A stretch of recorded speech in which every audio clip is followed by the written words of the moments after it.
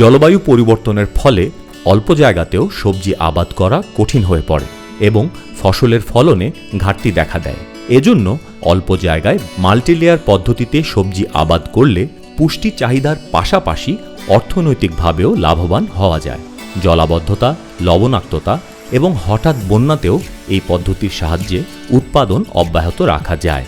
এই মাল্টিলেয়ার সবজি চাষ পদ্ধতির পুরো বিষয়টি বাগেরহাট জেলার কাশেমপুর গ্রামের স্থানীয় মানুষদের সাথে নিয়ে আমাদের সামনে তুলে ধরবেন আমাদের অভিজ্ঞ সহকর্মী আব্দুল্লাহ আল ইমরান।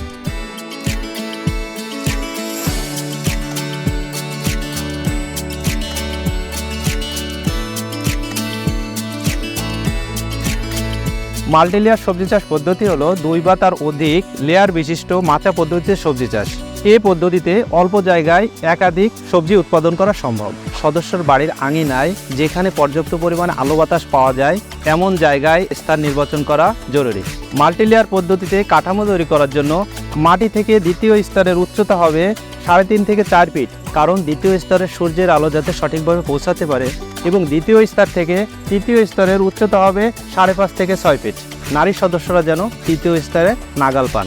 কাঠামো তৈরি করা খুবই সহজ।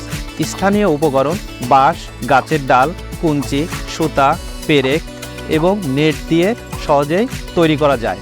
মাল্টিলেয়ার সবজি চাষ পদ্ধতিতে নিচের স্তরে ভেন্ডি, আদা, হলুদ, মরিচ এবং দ্বিতীয় স্তরে আমরা পুঁই শাক, ঝিঙা, পটল, তৃতীয় স্তরে আমরা লাউ, মিষ্টি কুমড়া, শশা চাষ করতে পারি।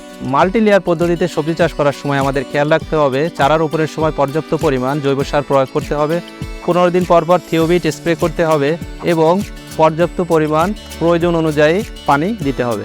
মাল্টিলেয়ার সবজি চাষ পদ্ধতিতে কিছু পোকার আক্রমণ হয়ে থাকে, যেমন কুমড়ো জাতীয় ফসলের জন্য মাছি পোকা, বেগুন, ঢেঁড়স ও টমেটোর সাদা মাছি পোকা এবং পুঁইশাকের পাতায় দাগ রোগ হয়।